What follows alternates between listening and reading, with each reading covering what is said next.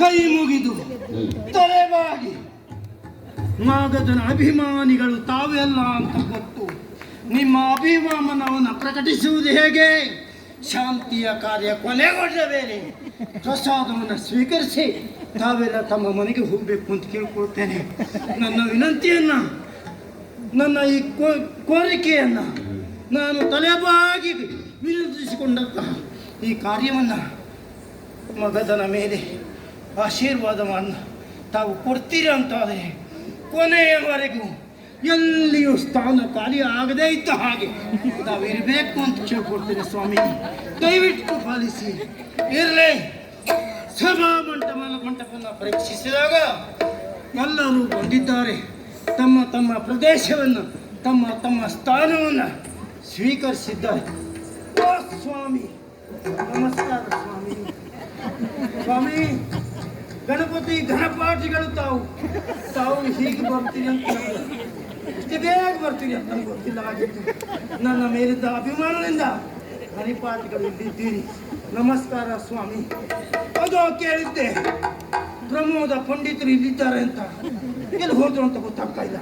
ಇರಲೇ, ಪ್ರಮೋದ ಪಂಡಿತರಿಗೂ ನಮ್ಮ ಮೇಲೆ ಅಷ್ಟೇ ವಿಶ್ವಾಸ, ಆಶೀರ್ವಾದ ನನ್ನ ಮೇಲಿದೆ ಅಂತ ನನಗೆ ಗೊತ್ತು. ಪ್ರಮೋದ ಪಂಡಿತರ ಆಶೀರ್ವಾದ ಎಂದೆಂದಿಗೂ ಈ ಮಗಧನ ಮೇಲಿದೆ. ಇರ್ಲಿ. ಓಹೋ ಸ್ವಾಮಿ, ನಿಮಗೂ ನಮಸ್ಕಾರ. ಸ್ವಾಮಿ, ಅನೇಕ ಕಾಲದ ಹಿಂದೆ ತಮ್ಮನ್ನು ಭೇಟಿ ಮಾಡಿದ್ದೆ. ಈ ಪ್ರದೇಶದಲ್ಲಿ ಇಂದ ತಮ್ಮನ್ನು ನೋಡ್ತಾ ಇದ್ದೇನೆ. ಸ್ವಾಮಿ, ತಮ್ಮ ಆಶೀರ್ವಾದ ಹೀಗೆ ಇರಲಿ ಸ್ವಾಮಿ.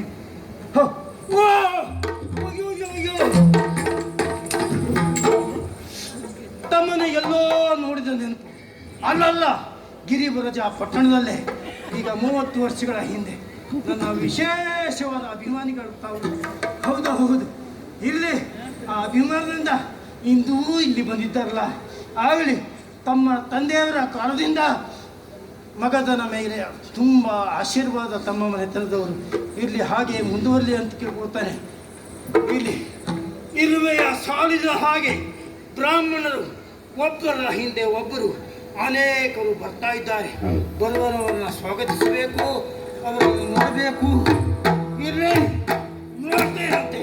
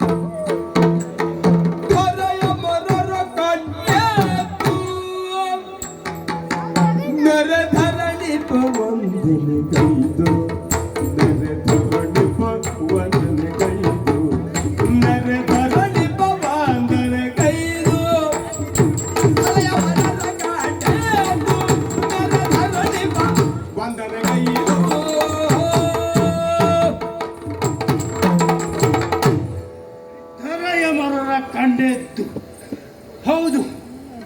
ನಾಡಿನ ಜನತೆಯನ್ನ, ಬ್ರಾಹ್ಮಣರನ್ನು ಸ್ವಾಗತಿಸುತ್ತಾ